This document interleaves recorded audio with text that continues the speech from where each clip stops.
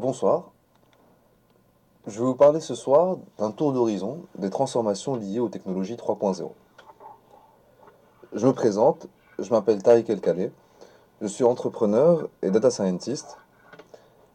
En ce moment, je développe un projet d'intelligence artificielle pour la santé qui a pour but justement d'améliorer le bien-être pour les personnes qui ont des problématiques musculo-squelettiques ou des problématiques de dos à travers la recommandation d'exercices, mais aussi la mesure du mouvement grâce à un capteur intelligent.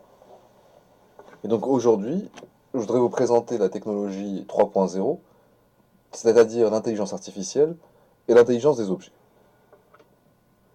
Lorsqu'on parle d'intelligence artificielle, c'est un ensemble de lignes de code, c'est des modèles mathématiques qui ont pour but d'atteindre une décision.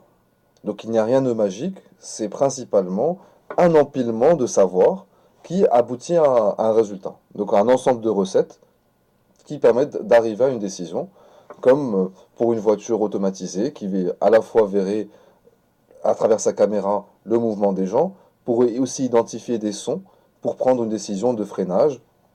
Donc c'est des éléments qui sont associés à ce monde-là. De l'autre, lorsqu'on parle d'intelligence des objets, c'est principalement des objets qui sont plus précis, mécaniquement plus évolués et qui ont une capacité de mesure un peu plus poussée. Et donc ces éléments viennent transformer notre société. Et en entendant parler partout, on parle de digitalisation, de numérique, d'intelligence artificielle, de big data. Et tous ces termes-là cachent en fait une réalité qui est existante depuis les années 40. Un ordinateur a été inventé dans les années 40 grâce au principe de Turing. Et dans les années 2000, un deuxième ordinateur a été inventé et qui a été capable de développer et de surpasser les capacités, et de surtout surpasser les capacités du cerveau de la souris. Et on considère que dans les années 2030, qu'on pourra surpasser les capacités de celui de l'homme. Enfin, en 2045, on pense avoir et développer un ordinateur qui sera capable de calculer plus rapidement que la somme des cerveaux humains. L'idée est donc, cet outil va s'améliorer, va devenir plus précis, et donc ces transformations vont aussi s'accélérer. L'intelligence artificielle est partout, elle intervient dans le quotidien, mais elle intervient aussi dans les secteurs industriels et agricoles. Et on peut le voir dans le cas du quotidien et dans le cas de la santé, avec l'invention de systèmes bioniques, de mains bioniques, qui permettent de redonner à la personne la sensation de toucher, et aussi elles sont capables de manipuler, de saisir des objets de manière autonome. De l'autre, des intelligences artificielles qui sont capables de faire de la musique, de composer des albums, et par exemple, vous connaissez très bien la voiture automatisée, intelligente, qui a pour but justement de faire en sorte qu'on ait moins à conduire.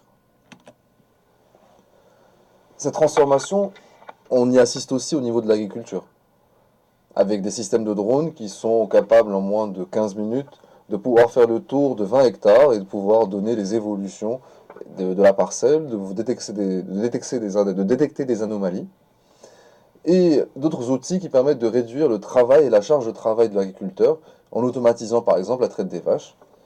Et je voudrais vous présenter un petit document qui justement parle de ce sujet-là.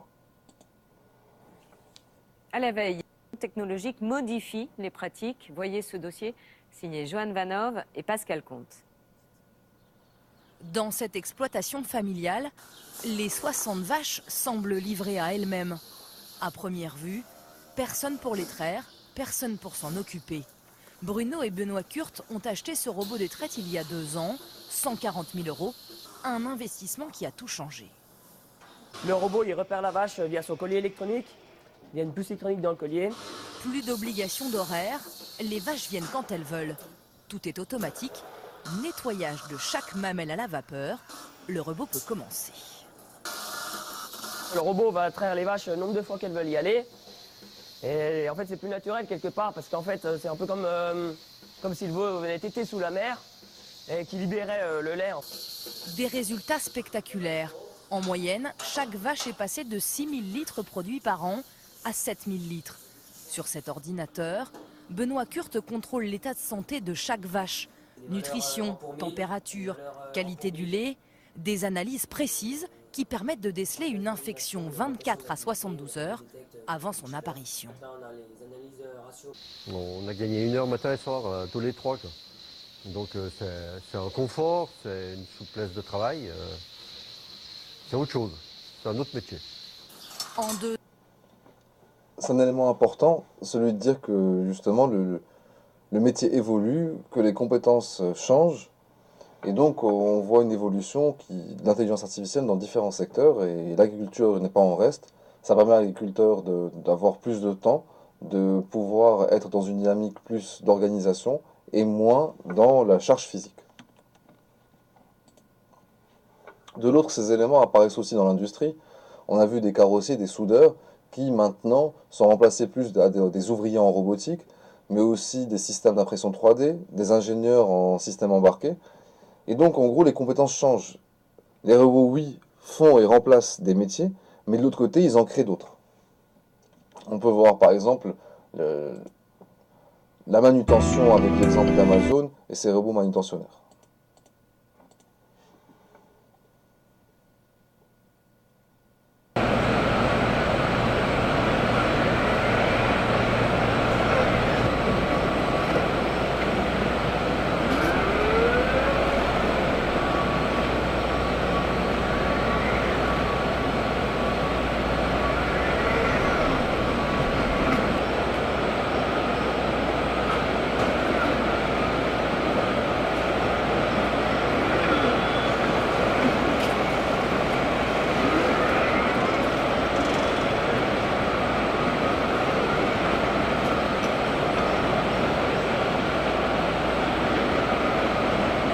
Donc là, on voit un ensemble de robots capables de pouvoir déplacer des objets, de pouvoir préparer à la livraison et de raccourcir le chemin entre la commande et la livraison.